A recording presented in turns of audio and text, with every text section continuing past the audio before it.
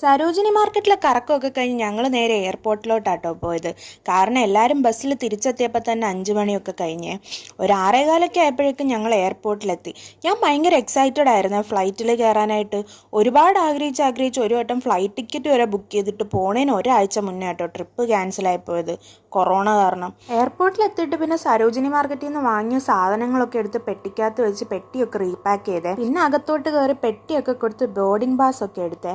എല്ലാ പ്രൊസീജിയേഴ്സും കഴിഞ്ഞ് പിന്നെ ബാഗൊക്കെ കൊണ്ട് സാറിനെ ഏൽപ്പിച്ചിട്ട് ഞങ്ങൾ മൂന്നും കൂടി എയർപോർട്ട് ചുറ്റിക്കറങ്ങാനായിട്ട് ഇറങ്ങി. അങ്ങനെ വായ നോക്കി നടന്നപ്പോഴാട്ടോ ഞങ്ങൾ അവിടുത്തെ വെൻഡിങ് മെഷീൻ കണ്ടത്. ഞങ്ങൾക്ക് അതിൽ നിന്ന് ബഡ്ജറ്റ് ഫ്രണ്ട്ലി ആയിട്ട് ഒരു സാധനവും കിട്ടിയേ. 60 രൂപയുടെ വെള്ളം മേടിച്ച് ഇപ്പം നമ്മൾ 9 രൂപയ്ക്ക് വെള്ളം മേടിച്ചാൽ എയർപോർട്ടിൽ നിന്ന് 42 രൂപയ്ക്ക് ഇപ്പം കണ്ടു 9 രൂപ അത് എയർപോർട്ടിൽ നിന്ന്. വീടൊക്കെ എത്തുമ്പോഴേക്കും നല്ല ലേറ്റ് ആവും എന്നുള്ളതുകൊണ്ട് ഫുഡ് കഴിക്കാമെന്നും വിചാരിച്ച് പോയേ.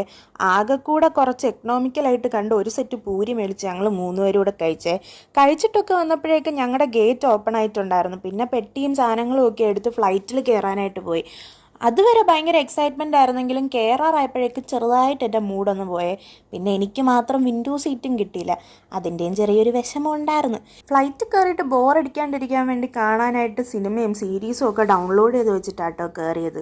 പക്ഷേ 5% ചാർജ് മാത്രമേ എൻ്റെ ഫോണിലുള്ളൂ എന്ന് ഞാൻ അപ്പോഴാട്ടോ അറിഞ്ഞേ. അതും കൂടെ ആയപ്പോഴേക്കും മൊത്തത്തിലങ്ങ് ഡിപ്രഷനായി. പിന്നെ വേറെ പണിയൊന്നും ഇല്ലാണ്ടിരുന്നുകൊണ്ട് കിടന്നങ്ങ് ഉറങ്ങി. ലാൻഡ് ചെയ്യാറായപ്പോഴാട്ടോ പിന്നെ ബോധം വന്നത്. ഫ്ലൈറ്റിൽ നിന്ന് ഇറങ്ങി ബാഗൊക്കെ എടുത്ത് പുറത്ത് വന്നപ്പോഴേക്കും എന്നെ വിളിക്കാനായിട്ട് വന്നിട്ടുണ്ടായിരുന്നേ. എല്ലാവർക്കും ടാറ്റയൊക്കെ പറഞ്ഞ് കാറിൽ കയറി വീട്ടിലോട്ട് വന്നിറങ്ങി.